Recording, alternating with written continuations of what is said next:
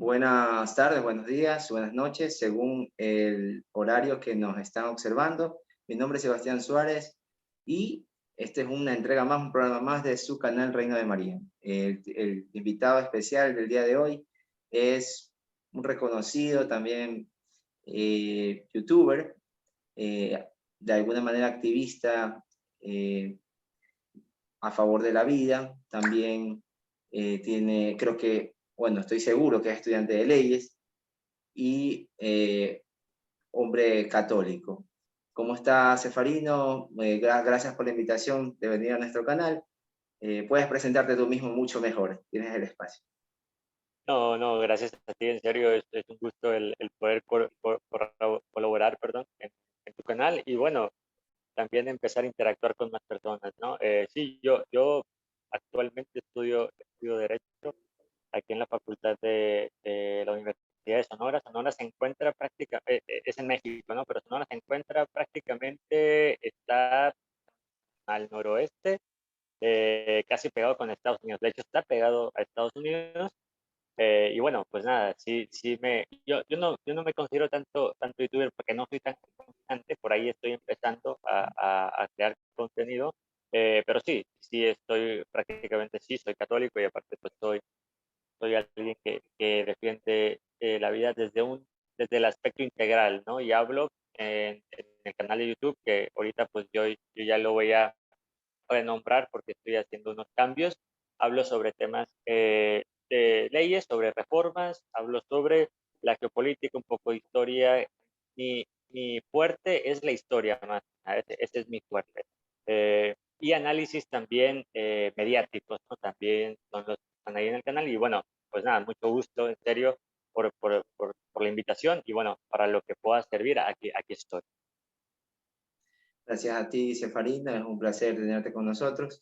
Bueno, el tema de hoy va a ser un tema muy sonado, ya muy comentado. Para algunos una conspiración, para otros una realidad. Estamos hablando del globalismo y el contraste un poco con el patriotismo. Eh, Antes de empezar el intercambio de ideas, propongo hacer una breve introducción. Para mí, el globalismo hay que primero diferenciarlo de la globalización. El proceso globalizador es alguna realidad inevitable. Es un cambio, un proceso, un movimiento espontáneo producido por la transformación de los medios de comunicación y también por el desarrollo de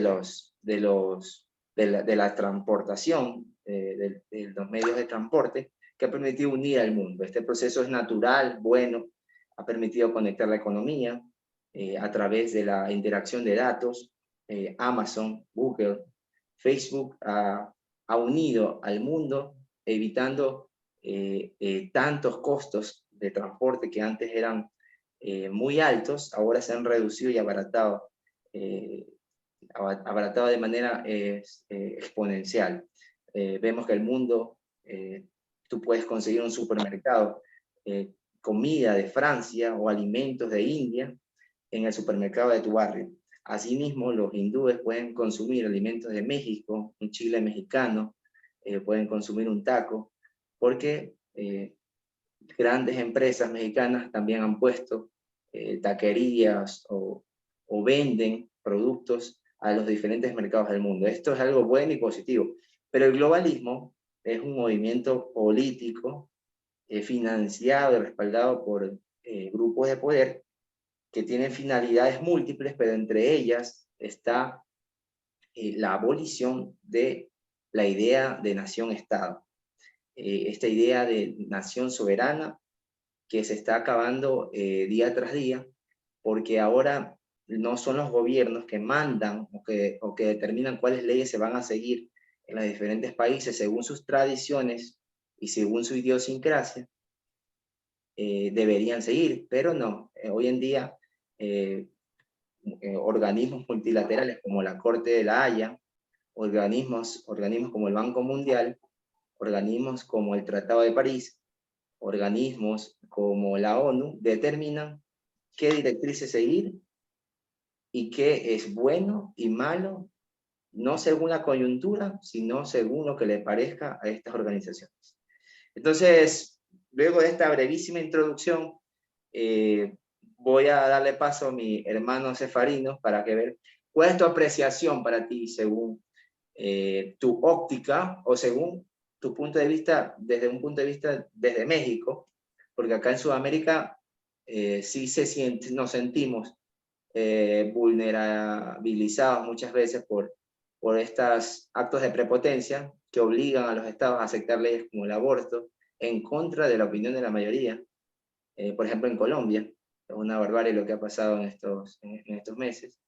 Y también en Argentina, que el pueblo no está a favor de esos tipos de leyes, pero aún así se la han aprobado. Bueno, Sofía, te doy paso. Bueno, mi perspectiva, bueno, yo comenzaría así como a empezar a comprender un poco el globalismo. No me acuerdo quién dice la frase esta, pero hay un libro que se escribió, creo que en el 2020, cuando recién ocurrió la pandemia, que lo habían escrito Miklos Lukács, Agustín Laje, es decir, un conjunto de intelectuales, y por ahí en un membrete, en una página decía que algo así como yo controlo, déjame a mí controlar, por ejemplo, la economía y tú hazte cargo de la cultura, es decir, de la educación. Yo solamente me quiero hacer cargo de la economía. Bien, yo tomo ese punto del globalismo porque uno pensaría que son cosas separadas, es decir, la economía por un lado, la cultura por el otro. Pero hoy vivimos en un día en donde todo está realmente inmerso. Voy a dar un ejemplo solamente. Aquí en México se hizo una reforma, una ley, un proyecto de ley, en donde, y es algo absurdo, un proyecto de ley absurdo, donde los diputados habían dicho eh, que cualquier producto que tenga, por ejemplo, un animal, vamos a poner, aquí se venden mucho la famosa industria, ¿no? Bimbo, por ejemplo, que ellos producen mucho pan, galletas y demás. Bueno, donde aparece un animal hay que quitarlo. ¿Por qué? Porque era como algo que hacía que los niños comieran más y por ende engordaran. Es decir, aquí tenemos ya un tema muy controversial, porque ¿qué tiene que ver un animal con que el niño vaya a comer más y por eso engorde? Otro ejemplo que yo puedo poner dentro de aquí de México es cuando uno habla aquí de economía, cuando uno habla de, bueno, vamos a defender, ¿no? la economía del Estado-Nación, y es algo muy peligroso acá, porque aquí en Sonora, donde yo vivo, donde yo resido, toda la industria se enfoca a la mina y a la ganadería. Y las minas no son de la nación, del Estado-Nación. La mayor parte, es más, solamente yo conozco una mina que es propiamente de Sonora y que es nueva y que, gracias a Dios, soy parte del proyecto. Pero las demás, todas, la concesión la tienen o canadienses, o franceses, o ingleses, o estadounidenses, pero no son de México. Capaz, no me explico muy bien, pero ahorita ya van a ver que voy a llegar a un punto importante. Bien, conté tres aspectos importantes. ¿Por qué lo digo? Porque si el globalismo fuera entonces algo bueno, nosotros podríamos decir entonces el Estado se va a beneficiar de eso, el Estado-Nación se va a beneficiar, pero no se beneficia para nada. Todo va conforme a quien invirtió el dinero y si es una empresa extranjera, pues va para ir para allá.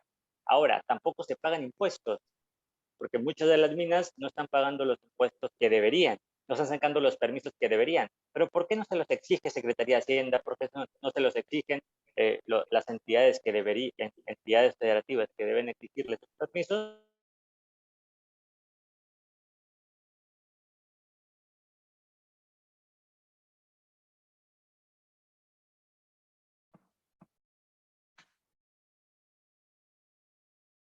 A un Estado-nación, en mi caso México, y no se está llevando nada de por medio. A contrario, tú, unos, y eso es parte de la historia de México, uno siempre cuando va a hablar sobre el tema de Hispanoamérica, o cuando España vino aquí, cuando descubrió América y vino a invadir, según esto, bueno, ellos llevaron mucho, ¿no? Mucho oro, plata y demás. Bueno, es el relato que siempre cuenta, pero no cuenta en el relato actual. Y hay una socióloga que es de aquí de aquí de México, de la UNAM, Universidad.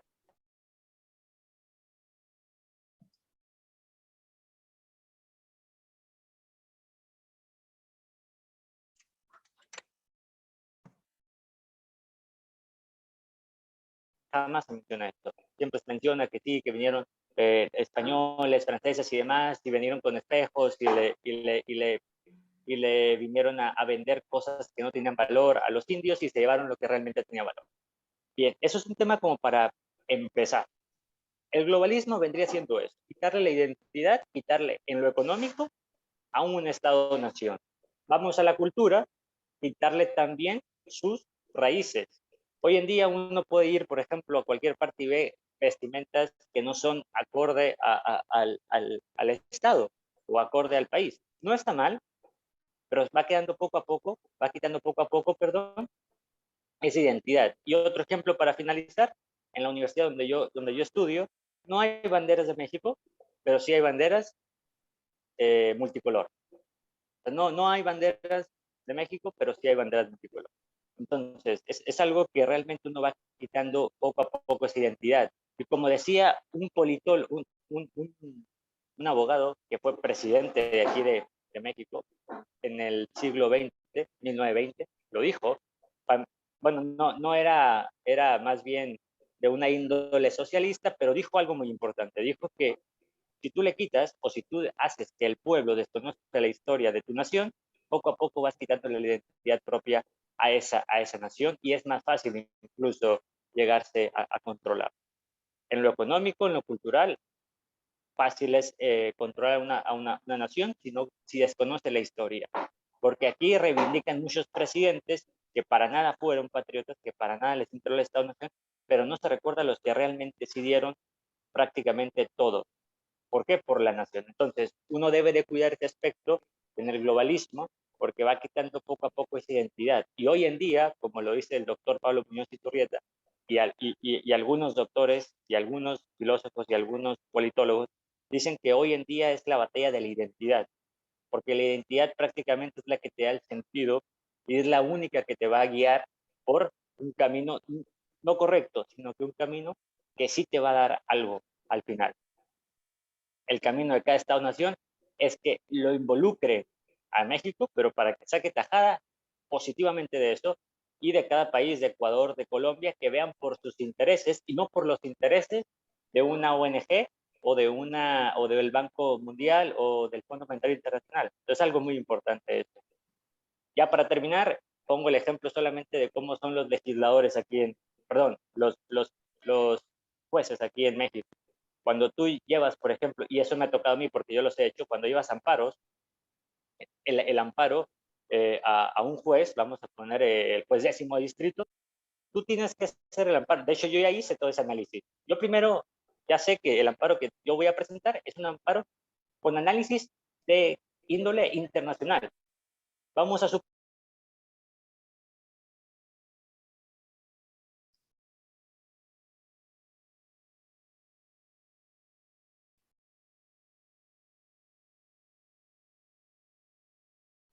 el Código Penal internacional.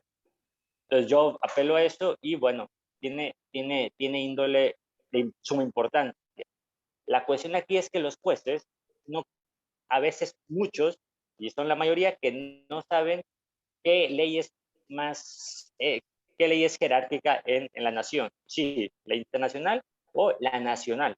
Hay una discusión incluso en esto. No se sabe si es mejor lo que dice, vamos a suponer, algún tratado internacional o lo que dice tu misma constitución. Entonces, puede ser una espada de doble filo, puede ser que te sirva en un aspecto lo internacional, pero puede ser que en otro la constitución misma. Pero por qué entonces tenemos una constitución si siempre vamos a apelar a tratados internacionales? Y si de por sí la constitución a veces tiene muchas lagunas y muchas antinomias, ahora imagínense con los tratados internacionales que se contradicen entre sí. Tenemos, por ejemplo, la discusión del debate del aborto, en el Tratado San José de Costa Rica, que se puede contradecir con una misma ley internacional o un tratado internacional, o a contrario de eso, también se puede contradecir el mismo Tratado San José de Costa Rica con el Código Penal y con la Constitución. Entonces, tenemos una capirotada, no hay un orden en las leyes, entonces tenemos prácticamente ese caos. Ahora, por eso es importante tener en cuenta el globalismo, porque si viene entonces a ordenar las cosas para que sean mejor, excelente, pero yo no veo eso. Yo veo simplemente un desastre en varios aspectos, tanto en lo económico y lo cultural, que no están sirviendo para nada. Excelente, hermano. La verdad que muy acertada tu intervención, muchos puntos muy al clavo de lo que tratamos de transmitir en este tertulia, en esta breve tertulia, porque exactamente, o sea, hay un conflicto de intereses que los estados no saben prácticamente a quién supeditarse, si a la Constitución o a los tratados internacionales. Es muy parecido a lo que le pasó a Donald Trump en su administración, cuando en el discurso de la ONU, él dijo que la batalla final será entre los globalistas y los patriotas.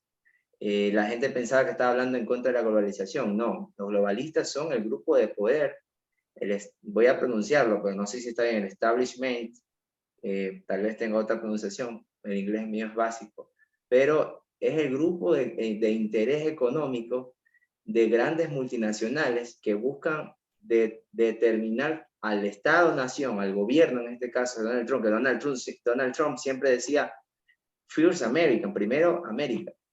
Y claro que Donald Trump para los mexicanos, no sé si para nuestro hermano Cefarino, pero para la mayoría de los mexicanos es casi el demonio.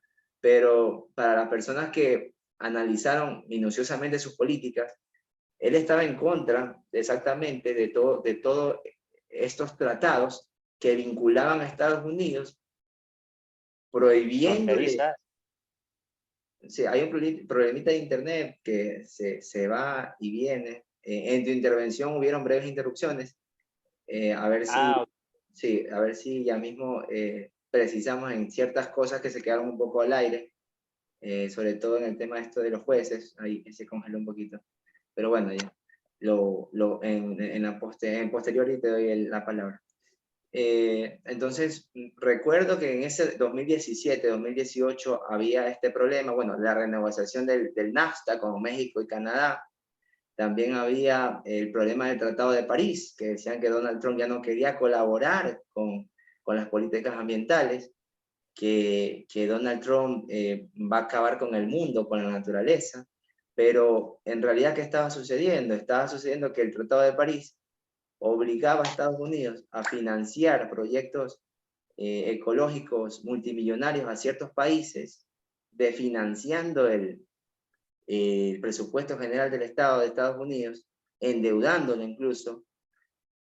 Había otro problema, que ciertas industrias que se las considera altamente contaminantes, como la industria automovilística, como la industria, la agroindustria, como la industria minera o fósil, que se la sataniza hoy en día, pero que es responsable de la mayor cantidad de empleos en los países, y que tampoco se le da alternativas a los mineros, a los que trabajan con la energía fósil, para que no se les subsidia, simplemente se dice, no, en ese tipo de comercio está prohibido ingerir. Y Donald Trump siempre dijo no, porque están dejando a mi país sin empleos. Nos están prohibiendo industrias que son esenciales para nuestra economía. Por lo tanto, él se desvinculó de ese tratado, quedando, para muchas personas, quedando como un traidor, como un demonio, pero para otras personas demostrando una personalidad y un temple soberano, decidiendo lo mejor para su país. Entre otras cosas, también habían políticas desleales, porque China y India, que son los países más contaminantes del mundo, no gastaban o no se le exigía tantas obligaciones como se le exige a Estados Unidos. Por lo tanto, dijo Donald Trump que estas políticas lo que buscan es socavar con la economía estadounidense, para que caiga y se desplome y asuma el rol protagónico economías como China o India o Rusia. Entonces, aquí se muestra cómo el globalismo también, el globalismo de alguna manera, a través de tratados vinculantes y no vinculantes, socavan la democracia y la dignidad de pueblos que tienen libertades de decidir sobre sus economías libremente, con el pretexto de que hay un cambio económico, que el capitalismo ha llegado ya a un punto culme y es un tiempo de cambiar el sistema económico, que es otro tema, pero que va con el mismo, el hilo conductor de que buscan un reseteo mundial. El globalismo tiene un fin. En primera instancia, para mí, es destronar a Estados Unidos como la primera potencia mundial, y con Estados Unidos se van a caer muchos valores occidentales, y establecer a China, tal vez, como la nueva potencia mundial, y las reglas de juego cambiarían, porque el comercio internacional, posiblemente, el Foro Económico, el Banco Mundial, estos organismos ya queden caducos y nazcan unos nuevos organismos, y el mundo tal vez gire hacia políticas parecidas a las que se vive hoy en día en China, que es un país, no sé, que YouTube nos puede censurar por hablar mal de este país, pero sabemos que las políticas en China no son muy demócratas, sino que se vive en un estado muy lejos de lo que es un país liberal. Entonces, preocupante, preocupante. Vamos, el tiempo pasa volando, nos queda poco tiempo. Te voy a hacer una pregunta, hermano. ¿Qué te parece o cómo crees que el mundo cambiará para el 2030? Eh, Hablando ya abiertamente, ¿qué es para ti la Agenda 2030? ¿Es un cambio de política sustentable o es un reseteo mundial, como piensan muchos? Bueno, la pregunta sí es un tanto compleja. Uno ocuparía un poco retomarse la historia incluso. Bueno, pero para ser más práctico, yo para empezar, yo no me considero como mucha sabiduría en esto. Lo que siempre hago es, bueno, ver los expertos, los que para mi gusto analizan mucho mejor esto, y lo que yo he podido sacar, entre también las reformas que se han tenido, noticias, presión en lo legal. Yo voy a hablar desde el término legal, no me voy a meter en el término politológico o de ciencia política, porque no lo manejo mucho, no me voy a meter en lo económico porque no lo manejo, me voy a meter a las leyes propiamente. Bien, el Congreso, por ejemplo, de diputados, tiene una presión en donde toda la Agenda 2030 la quieren ya prácticamente llevar a cabo, porque ha sido muy lento. O sea, uno pensaría que sí es rápida, pero les ha tomado tiempo. Ahora, la gente no sabe qué es la Agenda 2030, entonces al no saber qué es mucho más fácil para los diputados entonces dar decisiones, porque ellos van a tomar, como siempre pasa, uno pensaría que el Congreso o los diputados van a ir a empezar a decir, mira, van a promover la Agenda 2030, pero lo que deberían hacer ellos es primero comunicar lo que la Agenda 2030 es, y luego entonces empezar a lo que vendría siendo ya una votación de que, bueno, si la población la quiere o no la quiere. Pero al Congreso de la Unión no le importa eso, jamás le ha importado. En México, quien diga que sí le ha importado el Congreso de la Unión las instituciones, no. La Constitución de 1857 se votó, aunque el pueblo estaba en contra, aunque los mismos diputados decían ellos que la Constitución de 1857, que para el mal, bueno, para el mal gusto de una índole liberal, aunque esa es una excepción un poquito más drástica, pero era liberal tal cual, eh, en donde la gente no la quería, pero el Congreso sí. Bien, esa situación es igual hoy en día. Vamos a suponer que México es reaccionario, porque México ha sido muy pasivo en esas cuestiones políticas, sinceramente, desgraciadamente, pero vamos a suponer que el pueblo empieza a decir que no queremos eso. Aunque no se quiera, es imposible casi que no se quiera, porque quien está interviniendo en esa financiación es George Soros y demás organizaciones que están metiendo mucha presión económica a estas reformas. Entonces, como dije al principio, la batalla por la identidad es la más importante. ¿Cómo se ve la Agenda 2030 entonces? Bueno, se ve una batalla por la identidad, una batalla porque vamos a quitar, vamos a quitar el sentido común y vamos a quitar lo práctico, vamos a quitar la verdadera importancia que se le tiene que dar incluso al precio justo de las cosas. Vamos a quitar todo eso no importa, lo que importa es la Agenda 2030, lo que importa es el medio ambiente, lo que importa es la igualdad entre las personas, lo que importa es empezar a quitar la carne dentro de la carne natural, esa carne vaca y demás, vamos a quitarle, vamos a poner una artificial, vamos a empezar a ser un poco más ecológicos, vamos a empezar a pensar de manera diferente, porque como pensábamos en el siglo XX o a principios del siglo XXI, era un mal pensamiento. Ahora tenemos un pensamiento nuevo que va a ser el mejor.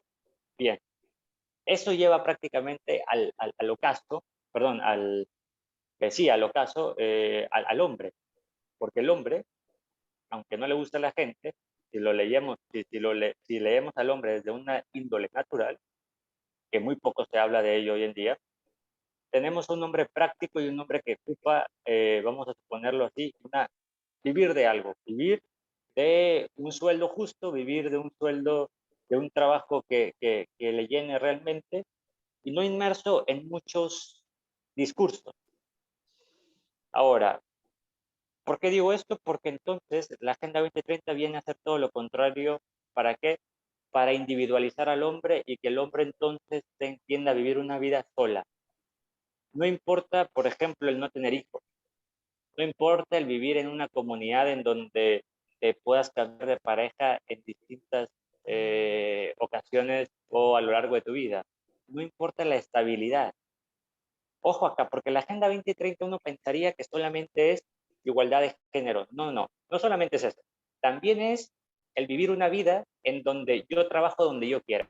Yo no voy a tener una parte en concreto donde vivir. Yo voy a estar viajando, yo puedo hacer todo eso, puedo ser el hombre del mundo. Esto también es la Agenda 2030. Y muy pocos se ponen a reflexionar en ello y solamente se enfocan en una parte de la Agenda 2030. La parte del ecologismo, muy poco reflexionada y para mi gusto el mejor que la ha reflexionado y la lectura más profunda es Horacio Houston, donde, bueno, yo realmente lo leo y lo escucho y digo, bueno, es que sí, es todo un análisis histórico que se tiene que hacer. Porque en lo ecológico, las empresas que tienen mayor liquidez son las que menos cumplen con esos aspectos. Entonces, no me digan que están preocupados por microempresas que sí tienen que cumplir porque el Estado tiene el yugo con ellos para que las cumplas, y no, por ahí te va la multa, por ahí te va la presión social, por ahí te va entonces las cuestiones económicas que van quebrando poco a poco a la empresa. Entonces, la empresa se tiene que ajustar a lo que diga eh, dicha agenda, ¿no? Entonces, ¿cómo yo veo esto más o menos? Bueno, veo el resultado, o yo más bien siento que va a ser el resultado del hombre puesto entonces, o negando su naturaleza misma, y siendo partícipe del mundo, eh, en donde nunca va a encontrar un sentido, porque no se encuentra un sentido, el hombre lo tiene por instinto, eso, el hombre ocupa algo, un objetivo, una meta, pero también trascendente. Recordemos en la Edad Media lo que se buscaba era la trascendencia, pero la trascendencia no en una tipo deidad, sino que algo inalcanzable. El hombre siempre ocupa eso para que entonces siempre tenga una, una actividad siempre, ¿cómo decirlo?, activa. No ocupa estar pasivo, porque si el hombre está pasivo, entonces piensa en otras cosas. ¿Cómo en qué cosas? En vicios. ¿Y en qué vicios? Bueno, oye, ¿por qué estoy viviendo? Por ahí tomo en cuenta la depresión, de la depresión sin algún trabajo, sin algún objetivo, bueno, va llegando entonces pensamientos que llevan al suicidio. Es decir, hay un concepto muy gigante dentro de la Agenda 2030 que yo, para mi gusto, son vicios que se les ponen al hombre para que poco a poco se vaya echando a perder, porque de virtudes nunca se habla nunca. La virtud, si tú le preguntas a una persona hoy en día qué es una virtud, te va a decir, no, pues no, por ahí te va a decir la felicidad, pero no sabe qué es la virtud. Y el hombre ocupa esto, ocupa la virtud para ser feliz, pero por ahí incluso las leyes ya juegan al positivismo barato, en donde según para ellos, ya no importa la ley incluso natural. Y voy a hacer todavía un paréntesis para ya terminar, ya con eso termino. Globalismo y globalización es diferente. ¿Por qué digo esto? Bueno, ahorita me van a entender por qué la Agenda 2030 la voy a poner en ese lado. Francisco de Vitoria, un dominico del siglo XVI, creo siglo XVII, puso un tratado sobre el derecho internacional y él hablaba perdón, como de un tipo de conexiones entre Estado-Nación en lo económico y en derechos humanos. ¿Okay? Hizo esta conexión, porque era importante que se comunicara, pero que cada Estado no perdiera su identidad. Ok, para que no se malentiendan, ¿no? Yo no estoy en contra de que un Estado-nación le ofrezca servicios o le ofrezca algún beneficio a otro Estado-nación para que hagan una especie de trueque y puedan sustentarse. Vamos a suponer que un país no tiene ganadería, pues bueno, que busque un país que sí tiene, entonces este le dé ganadería y pueda subsistir y este le dé otra cosa que otro Estado-nación no tiene. Eso está estupendo. Pero la Agenda 2030 viene a poner entonces reglas dentro también de lo económico, porque no todas las empresas pueden hacer eso, sino obstante, miden en sus temas culturales o educativos reformas. Entonces, uno tiene que tener en cuenta eso, porque si uno entonces tiene que ceder la cultura, ceder la educación en un determinado como requisito, para que entonces se traen en el mercado, sería prácticamente como una índole socialista, en el sentido de que si no lo haces, pues no vas a tener que comer tampoco. Entonces, también uno tiene que reflexionar sobre esto, porque la Agenda 2030 es impositiva. Es como la Agenda 2030, yo lo entiendo como si fuera aquí en México lo fiscal. Sí, los impuestos. Los impuestos son algo impositivo, se tienen que pagar. Bueno, la Agenda 2030 a nivel mundial vendría siendo eso. Un congreso que no esté discutiendo hoy en día esos temas, prácticamente no va a tener muchos beneficios del Fondo Monetario Internacional y de la banca mundial. Entonces es un análisis muy bueno, que por ende, y eso ya me voy a retomar al casi siglo XIX, por ahí decía Henry Ford lo dijo, es una frase que Henry Ford la dijo y muy pocos han reflexionado de ella. Henry Ford dijo, si la gente supiera cómo funciona el sistema financiero, tuvieran prácticamente lo que vendría siendo en congresos, toda la gente se juntaría y estuviera reclamando de por qué estamos nosotros cediendo nuestros intereses a banqueros usureros. ¿Por qué usureros? Porque los intereses son infinitos, nunca se van a terminar de pagar. Y fíjense, cuando dijo eso Henry Ford, le bajaron todas las acciones de Ford, se tuvo que disculpar en un periódico, después que se disculpó en el periódico, le subieron las acciones. Ojo acá, porque son temas, y lo pueden googlear, más que googlear, lo pueden buscar incluso en el historial de las acciones de Ford. O sea, no son inventos míos. ¿Por qué digo todo esto? Porque si entonces la Agenda 2030 es algo meramente, como decirlo, así libre, o algo que va a resolver problemas, ¿por qué están escondiendo el tema económico?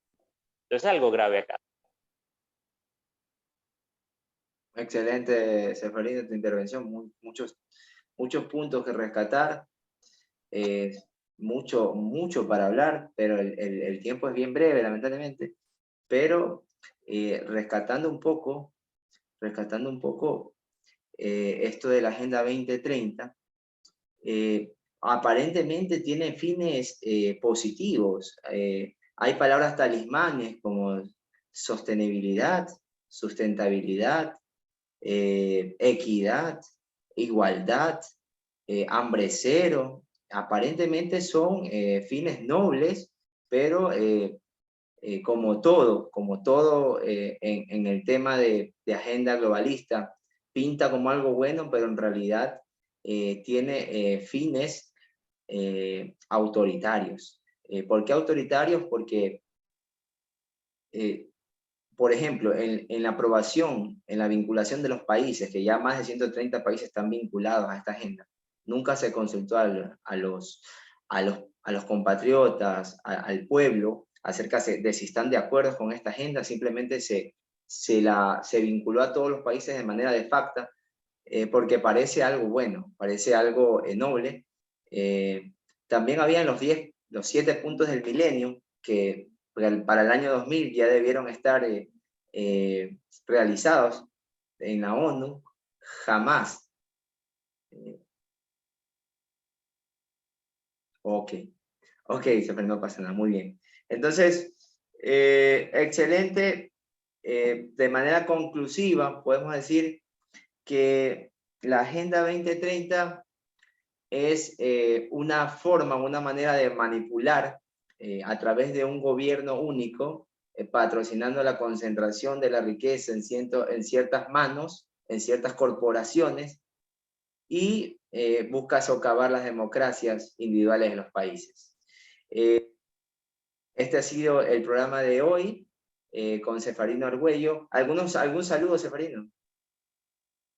No, bueno, un saludo ahí a la gente que te escucha y bueno, propiamente ahí no sé si tenga canal de YouTube, pero creo que no, igual los invito a que lo sigan, a la Nueva Derecha Latinoamericana, excelente canal, sinceramente.